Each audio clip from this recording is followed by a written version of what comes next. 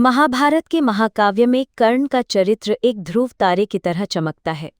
वो एक ऐसा योद्धा था जिसकी वीरता की तुलना अर्जुन से की जाती थी, जिसकी दानवीरता की कोई सीमा नहीं थी और जिसकी निष्ठा ने उसे ऐसे मार्ग पर खड़ा कर दिया जहां से लौटना असंभव था।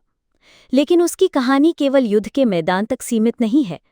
कर्ण का जीवन एक ऐसी गाथा है जो नियति के क्रूर मजाक, सामाजिक बहिष्कार और पहचान के लिए एक अंतहीन संघर्ष को दर्शाती है। वो एक ऐसा नायक था जिसे कभी उसके हिस्से का सम्मान नहीं मिला और जिसे हमेशा एक सूत पुत्र के रूप में देखा गया, जबकि उसका जन्म एक क्षत्रिय का था। ये लेख कर्ण के जीवन की उन अनसुनी परतों को उजागर करता है जो उसके दुखद भाग्य और उसके चरित्र की महानता को परिभाषित करती हैं। कर्ण के जीवन का दर्द उसके जन्म के साथ ही शुरू हो गया था। उसकी माता कुंती, जो उस समय अविवाहित राजकुमारी थी, ने ऋषि दुर्वासा से एक वरदान प्राप्त किया था। ये वरदान उन्हें किसी भी देवता का आह्वान कर पुत्र प्राप्त करने की शक्ति देता था। अपनी उत्सुकता और बाल सुलभ जिज्ञासा में कुंती ने सूर्यदेव का आह्वान किया। सूर्यदेव अपने तेज और प्रकाश के साथ प्रकट हुए और अपने वरदान के प्रभाव से कुंती ने एक बालक को जन्म दिया। वो बालक, जो कवच और कुंडल के साथ पैदा हुआ था, अत्यंत तेजस्वी और भव्य था। लेकिन कुंती के लिए ये बालक वरदान नहीं, बल्कि एक सामाजिक अभिशाप था। एक अविवाहित माँ के रूप में वो समाज के डर और लोकलज्जा से घबरा गई। उसने कठोर निर्णय लिया और उस शिशु को, जिसे स्वयं सूर्यदेव ने जन्म दिया था, एक टोकरी में रखकर गंगा नदी में बहा दिया। इस तरह वो बच्चा, जिसे दुनिया के सबसे शक्तिशाली योद्धाओं में से एक बनना था, अपना असली नाम, अपना परिवार और अपनी पहचान खो बैठा। वो शिशु, जो राजा पांडु की पत्नी का पहला पुत्र था, अब एक अज्ञात शिशु बन गया। टोकरी बहती हुई जा रही थी जब हस्तिनापुर के एक सारथी अधिरथ और उनकी पत्नी राधा की नज़र उस पर पड़ी। निसंतान होने के कारण उन्होंने उस बच्चे को अपना लिया और उसे वसुषेण नाम दिया। इस तरह एक राजकुमार सूत पुत्र बन गया। ये घटना कर्ण के जीवन का सबसे गहरा और दुखद पहलू है। उसे कभी ये नहीं पता चला कि वो कौन था और उसे आजीवन उस समाज से तिरस्कार मिला जिसका वो वास्तव में हिस्सा था। कर्ण बचपन से ही एक अद्भुत योद्धा था। उसके अंदर स्वाभाविक रूप से धनुष बाण चलाने की प्रतिभा थी, जो किसी भी पांडव या कौरव से कम नहीं थी। उसका एकमात्र सपना एक महान धनुर्धर बनना था। वो गुरु द्रोणाचार्य के पास शिक्षा लेने गया, पर द्रोणाचार्य ने उसे उसकी जाति के कारण शिक्षा देने से साफ इनकार कर दिया। ये उसके जीवन का सबसे बड़ा अपमान था, जिसने उसके हृदय में एक ऐसी टीस पैदा कर दी जो कभी नहीं भरी। उसे महसूस हुआ कि उसकी प्रतिभा का कोई मूल्य नहीं था, क्योंकि उसकी पहचान नहीं थी। ये अपमान तब और गहरा हो गया जब राजकुमारों के बीच धनुर्विद्या की एक प्रतियोगिता आयोजित हुई। अर्जुन ने वहां अपनी कला का अद्भुत प्रदर्शन किया और पूरा दरबार उसके जय जयकार कर रहा था। तभी एक तेजस्वी युवक ने रंगभूमि में प्रवेश किया। वो कोई और नहीं बल्कि कर्ण था। उसने अर्जुन को द्वंद्व युद्ध के लिए ललकारा। गुरु कृपाचार्य ने उसे बीच में रोक दिया और पूछा, तुम कौन हो? तुम्हारा वंश क्या है? एक राजकुमार केवल एक राजकुमार से ही युद्ध कर सकता है। पूरा दरबार होश रहा था। कर्ण को गहरा दुख हुआ, पर तभी दुर्योधन ने आगे आकर कहा, अगर कर्ण को लड़ने का अधिकार नहीं है तो मैं उसे राजा बनाऊंगा। और उसी क्षण दुर्योधन ने कर्ण को अंग देश का राजा बना दिया। ये सम्मान पाकर कर्ण ने दुर्योधन को अपनी मित्रता और वफादारी का वचन दिया। ये केवल एक दोस्ती नहीं थी, बल्कि ये उस इंसान के प्रति एक गहरा आभार था जिसने उसे पहली बार उसके गुणों के कारण सम्मान दिया था।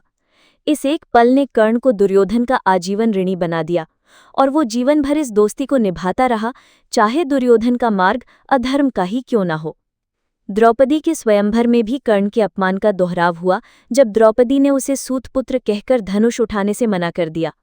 ये सभी घटनाएं उसके मन में पांडवों और उनके समाज के प्रति गहरी कड़वाहट पैदा करती गईं। द्रोणाचार्य द्वारा अस्वीकार किए जाने के बाद कर्ण ने भगवान परशुराम से शिक्षा लेने का निर्णय लिया। परशुराम ने ये प्रतिज्ञा ली थी कि वे केवल ब्राह्मणों को ही शिक्षा देंगे। कर्ण ने खुद को एक ब्राह्मण बताकर परशुराम से विद्या ली। कर्ण एक ईमानदार छात्र था और उसने अपनी सारी शक्ति और समर्पण के साथ विद्या ग्रहण की। परशुराम भी उसकी प्रतिभा से बहुत प्रसन्न थे। एक दिन गुरु परशुराम कर्ण की जांघ पर सिर रखकर सो रहे थे। तभी एक जहरीला कीड़ा आया और उसने कर्ण की जांघ पर काट लिया। भयंकर दर्द के बावजूद कर्ण ने गुरु की नींद नहीं टूटने दी। रक्त बहता रहा पर वो स्थिर रहा। जब परशुराम की नींद खुली और उन्होंने रक्त देखा तो वो समझ गए कि इतनी सहनशीलता केवल एक क्षत्रिय में हो सकती है। क्रोधित होकर उन्होंने कर्ण को श्राप दिया कि वे अपनी सारी और मंत्र तब भूल जाएगा जब उसे उनकी सबसे अधिक आवश्यकता होगी। ये श्राप उसकी महानता और दर्द दोनों का प्रतीक था। एक ओर उसकी विद्या सहनशीलता ने गुरु को चकित कर दिया, वहीं दूसरी ओर उसकी पहचान छुपाने की मजबूरी ने उसे ये कठोर श्राप दिलवाया। ये एकमात्र श्राप नहीं था। एक बार अभ्यास करते समय कर्ण ने गलती से एक गाय के बछड़े को मार दिया। बछड़े की मां ने उसे श्राप दिया कि युद्ध के समय उसकी रथ का पहिए को धरती निगल जाएगी, ठीक उसी तरह जैसे उसके बछड़े का जीवन धरती में समा गया।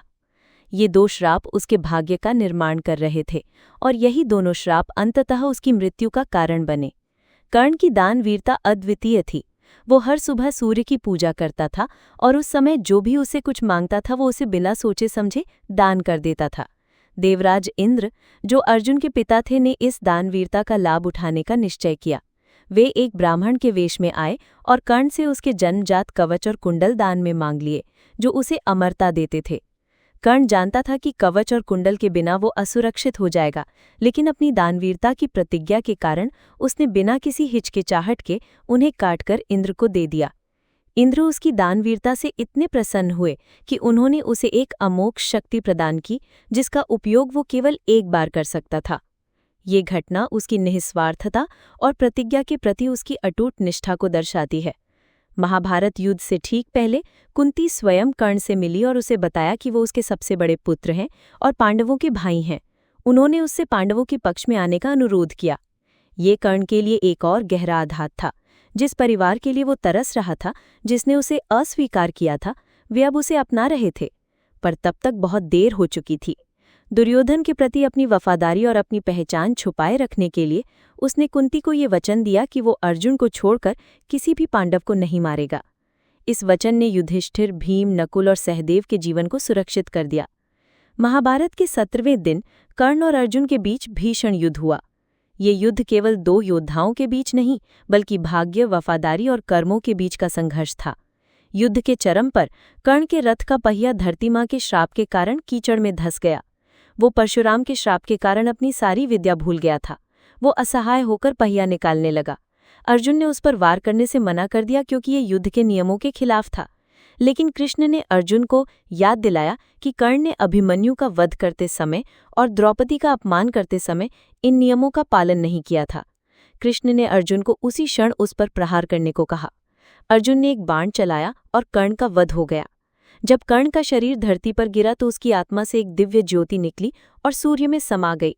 उसके मरने के बाद पांडवों और पूरी दुनिया को उसकी असली पहचान पता चली।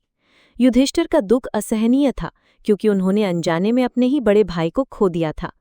कर्ण की कहानी एक ऐसी गाथा है जो हमें सिखाती है कि महानता केवल जन्म या कर्म से नहीं आती, बल्कि चरित्र, त्याग और अपनी प्रतिज्ञाओं के प्रति निष्ठा से आती है। वो एक दुखद नायक था जिसने जीवन भर अपमान और उपेक्षा झेली, फिर भी कभी अपनी दानवीरता और वफादारी नहीं छोड़ी। उसका जीवन ये दर्शाता है कि कभी कभी नियति हमें ऐसे रास्ते पर ले आती है जहां हमारा कर्म हमें कहाँ ले जाएगा ये तय करना बहुत मुश्किल